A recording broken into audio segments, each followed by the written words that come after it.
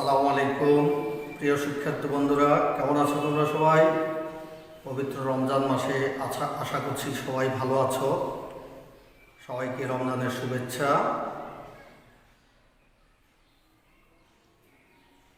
আমার কিছু কিছু শিক্ষার্থী আমার সাথে যোগাযোগ করেছে, আমিও অনেকের সাথে যোগাযোগ করেছি। অনেকেই এই পরিস্থিতি নিয়ে টেনশনে আছে। অনেকেই ফোন দিয়ে আমাকে বলছে, স্যার স্কুলটা অনেক দিন ধরে বন্ধ, ভাল লাগে না। সবারই হয়তো এই অবস্থা। যাই হোক, এই পরিস্থিতি আমাদের করার কিছু নাই, একমাত্র আল্লাহই পারে আমাদের এই পরিস্থিতি থেকে রক্ষা করতে। আমরা এই পবিত্র রমজানে সবাই দোয়া করি আল্লাহ যেন এই বিশ্ব থেকে এই মহামারী দূর করে আমাদেরকে আবার স্বাভাবিক অবস্থায় এনে দেন। যাই হোক শিক্ষার্থী বন্ধুরা, আমরা গত দুটি ক্লাসে ন্যারেশন সম্পর্কে পড়েছি, সেন্টেন্স ন্যারেশন সম্পর্কে পড়েছি, ন্যারেশন সম্পর্কে অনেক তথ্য নিয়েছি। আজকে আমরা প্যাসেজ ন্যারেশন সম্পর্কে আলোচনা করব।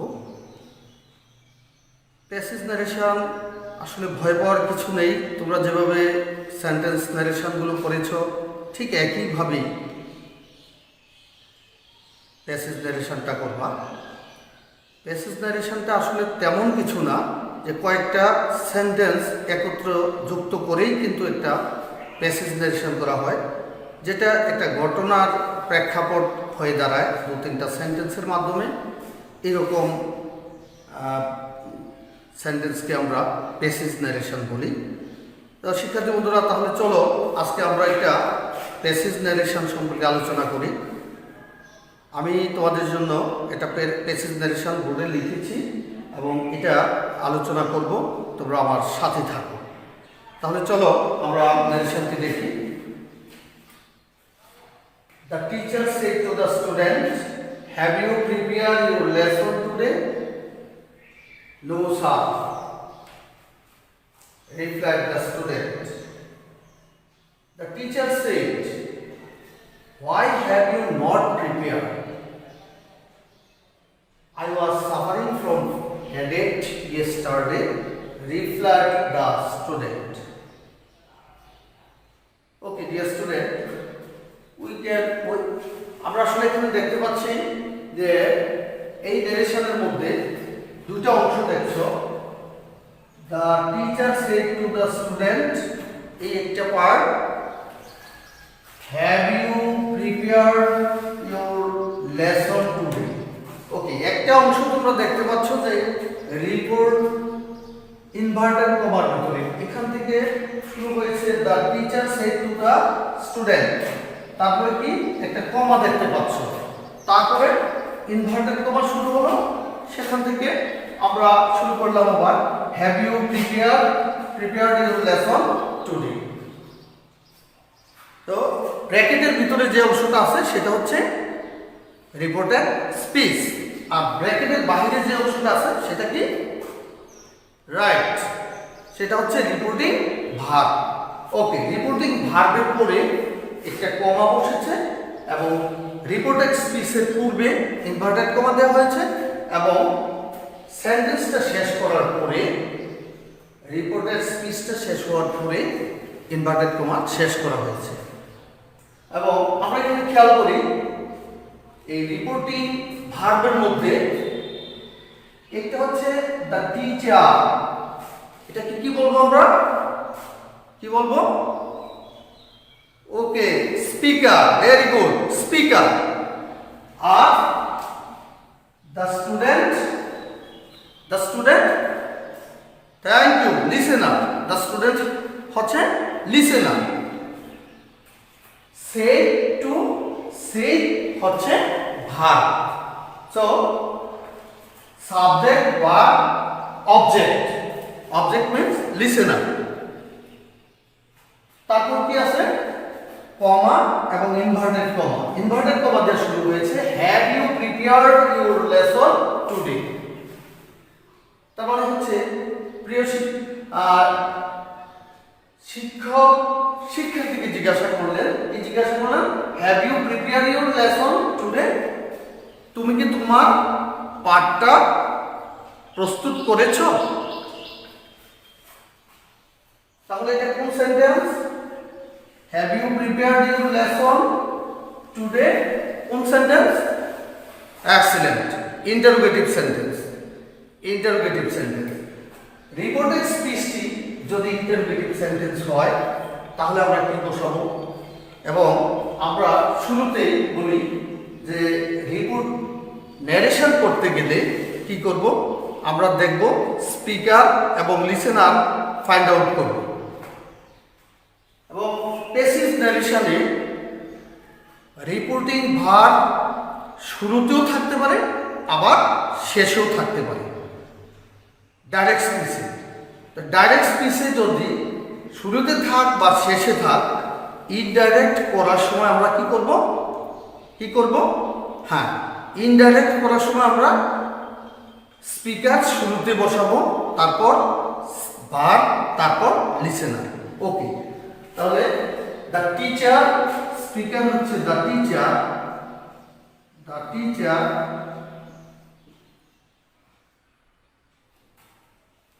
said to, ভার্বের পরিবর্তে ইন্টারোগেটিভ সেন্টেন্স হলে said to এর পরিবর্তে বসে asked।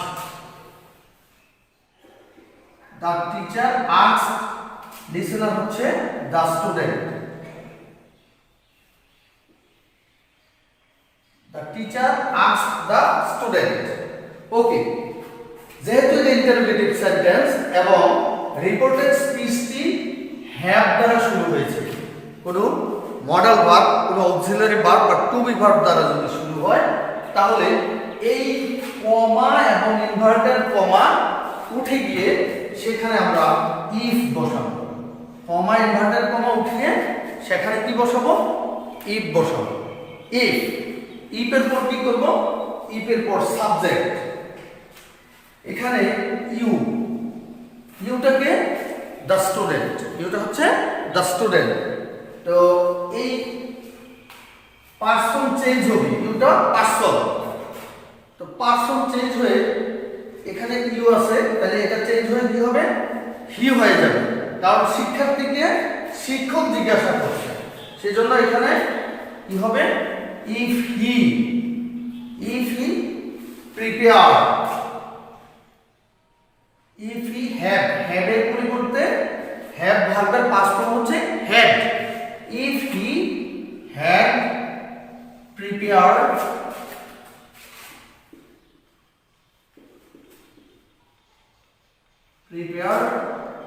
your lesson, your lesson means students lesson, তাহলে কি হবে এখানে? his lessons, his lesson। Okay, today থাকলে কি হয়? টুডে থাকলে ভেরি গুড, টুডে থাকলে দ্যাট ডে, টুডে থাকলে দ্যাট ডে। ওকে, নেক্সট স্পিচে আসি আমরা। No sir replied the student. Okay, কি দেখলাম এখানে? আমরা রিপোর্টিং ভার্ব হচ্ছে রিফ্লেক্ট দ্য স্টুডেন্ট, আর রিপোর্টেড স্পিচ নো স্যার। যদি নো থাকে, নো এর পরিবর্তে আমরা বলবো, নো থাকলে আমরা বলবো রিফ্লেক্টিং দ্য নেগেটিভ। আর এখানে যদি ইয়েস থাকে, ইয়েস থাকলে বলবো রিফ্লেক্টিং দ্য অ্যাফার্মেটিভ, আর নো থাকলে বলবো রিফ্লেক্টিং দ্য নেগেটিভ। আর যদি স্যার থাকে, যদি স্যার থাকে তাহলে আমরা লিখবো রেসপেক্টফুলি। স্যারের কারণে কি লিখবো? রেসপেক্টফুলি। ওকে, এন্ড শুরুতে আমরা কি করব? রিপোর্টিং ভার্বটা আগে, স্পিকারটা আগে লিখব। তাহলে দ্য স্টুডেন্ট, দ্য স্টুডেন্ট, স্যারের কারণে লিখবো, স্যারের কারণে কি লিখবো? রিফ্লেক্টিং, স্যারের কারণে লিখবো respectfully. The student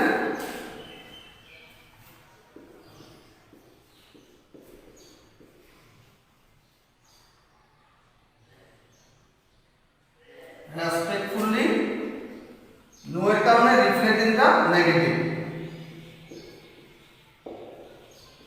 respectfully reflect the negative.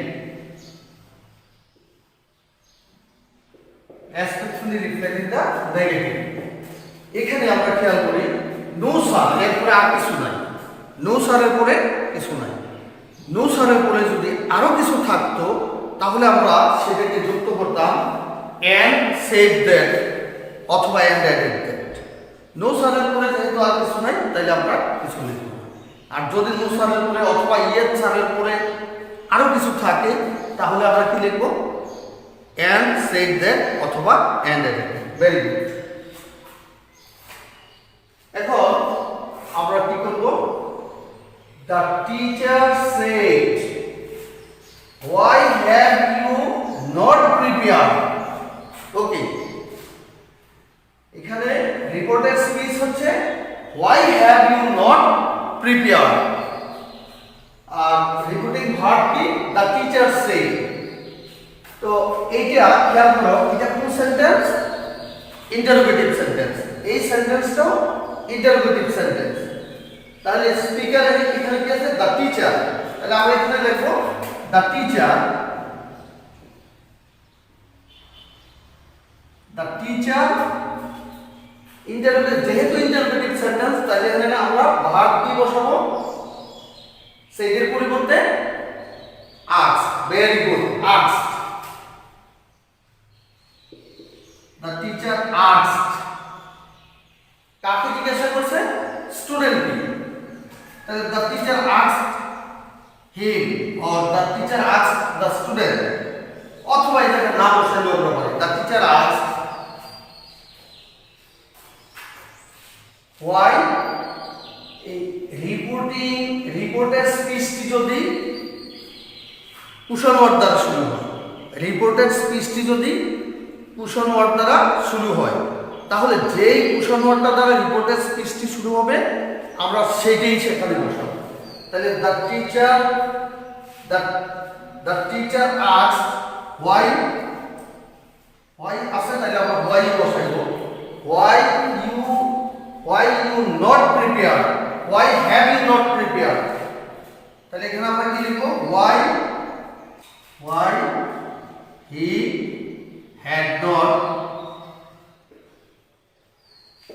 had not prepared his lesson। why he had not prepared his lesson। Then I was suffering from headache yesterday, replied the student। Okay, আগেরটা কি ছিল, interrogative sentence ছিল। So পরবর্তীতে শিক্ষার্থী জবাব দিয়েছে, তাহলে আগে আসবে কি আসবে, the student।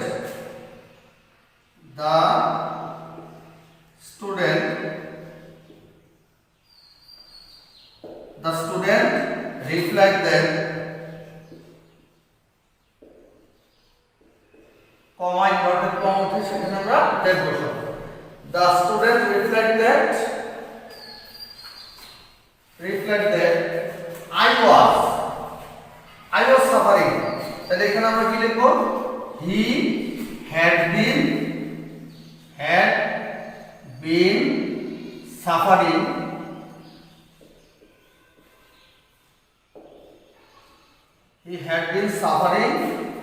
from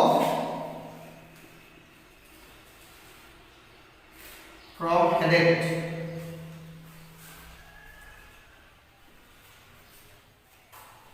yesterday থাকলে কি বসে, yesterday থাকলে কি বসে, the previous day। Good, the previous day।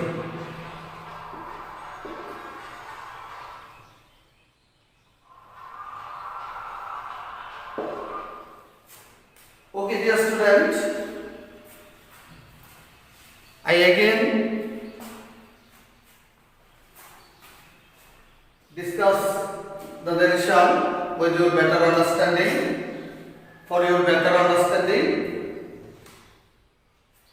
First sentence is, the teacher said to the student, have you prepared prepared your lesson yesterday?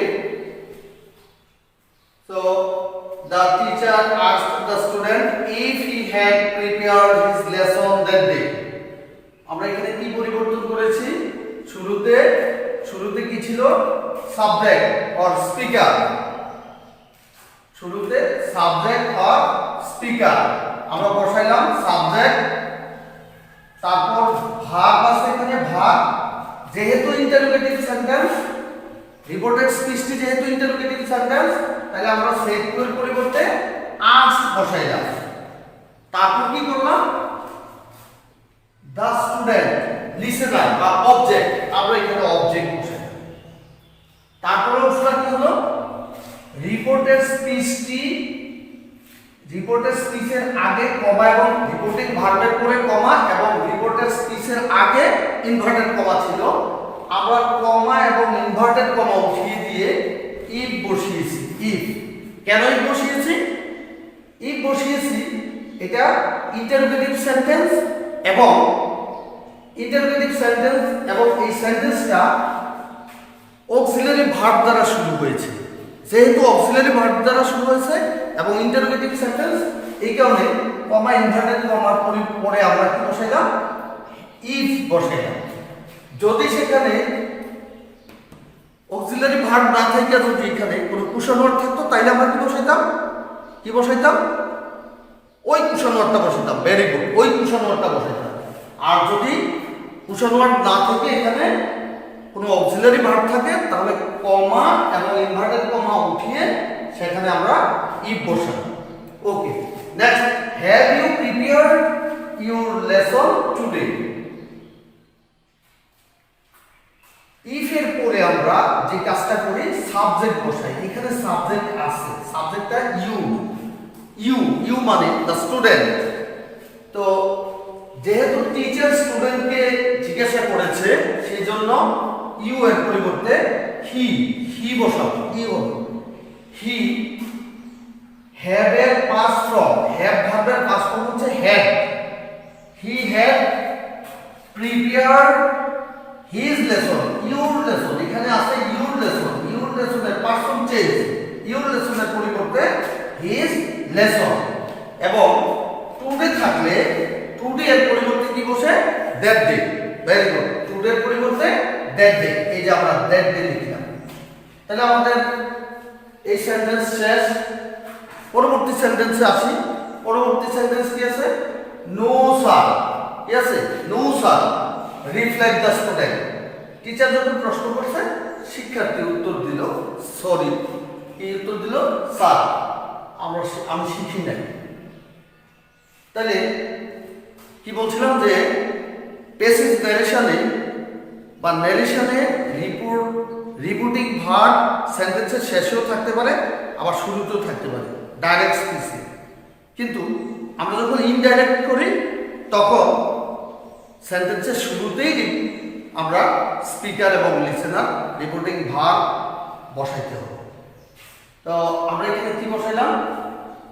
The student হচ্ছে সাবজেক্ট, সাবজেক্টটা শুরুতে বসাই দিলাম। দ্য স্টুডেন্ট বসাইলাম আমরা সাবজেক্ট, এই সাবজেক্টটা বসাইলাম, এই সাবজেক্ট দ্য স্টুডেন্ট। তারপরে কি এখানে নো, যদি নো থাকে তাইলে আমরা লিখি reflect in the negative. No থাকলে রিফ্লেক্ট ইন দ্য নেগেটিভ। আচ্ছা বলো তো, ইয়েস থাকলে কি বসাইতাম? ইয়েস থাকলে। Very good, reflect in the affirmative. তো এখানে নো আছে, এই জন্য আমরা কি বসাইছি? Reflect in the negative. আবার দেখো এখানে স্যার শব্দটা আছে।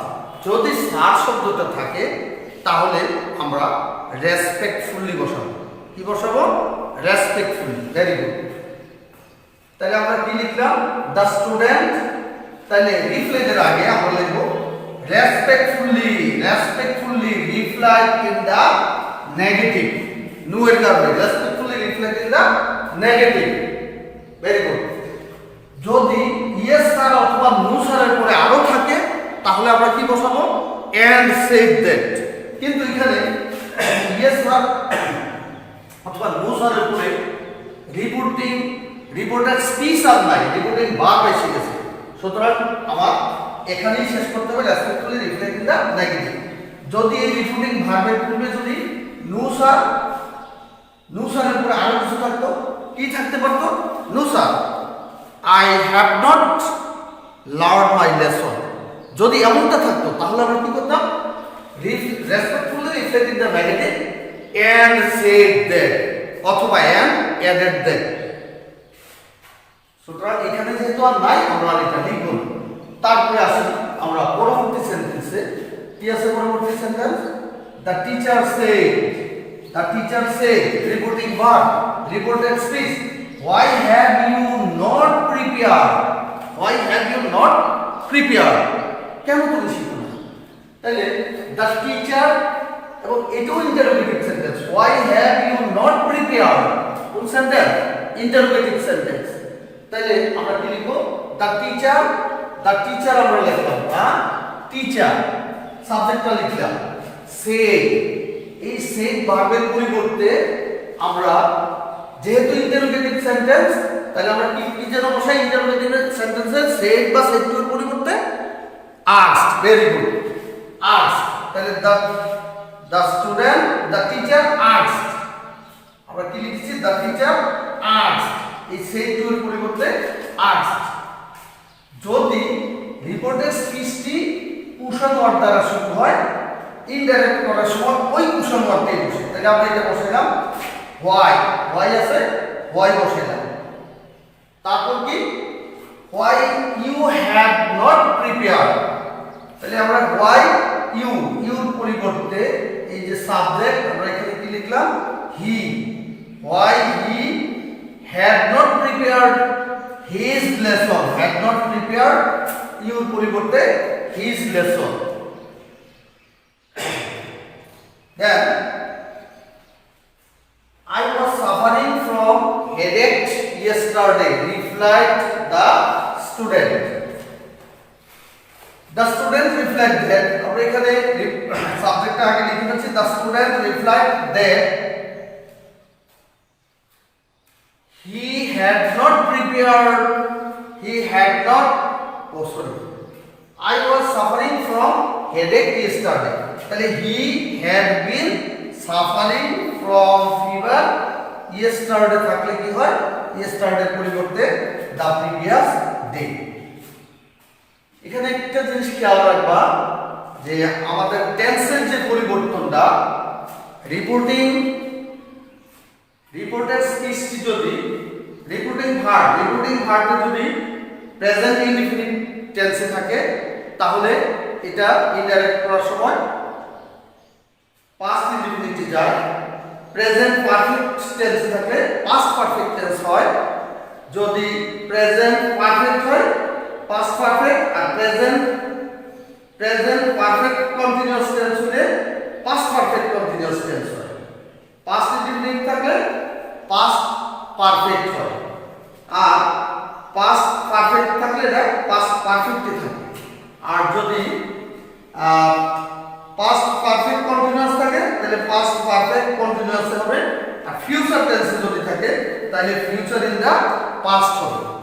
বন্ধুরা, তোমরা স্কুল বন্ধ কিন্তু বাসায় যদি একটু পড়াশোনা না করো তাহলে কিন্তু পরীক্ষায় ভালো করা যাবে না। যত দুর্যোগ থাক যাই থাক কিন্তু পড়াশোনা চালিয়ে যেতে হবে। তোমরা ঘরে থাকবে, ঘরের বাইরে যাবে না, অযথা ঘোরাফেরা করবে না, এবং তোমরা বাসায় বসে বসে মনোযোগ দিয়ে পড়াশোনা করবে, সংসদ টেলিভিশনের ক্লাসগুলো দেখবে, এই প্রত্যাশা করছি। এবং এই যে আজকে আমি যে ক্লাসটা নিলাম, আশা করি তোমরা এই ক্লাসটা এনজয় করবে এবং আগামী দিনের জন্য, অর্থাৎ তোমাদের একটা হোম টাস্ক বাড়ির কাজ দিলাম, ওই ন্যারেশনটার উপরে ভিত্তি করেই তোমাদের যেই একটা বাড়ির কাজ দিয়েছি, তোমরা এই বাড়ির কাজটা ইনশাল্লাহ নিজেরা চেষ্টা করবে কমপ্লিট করার জন্য।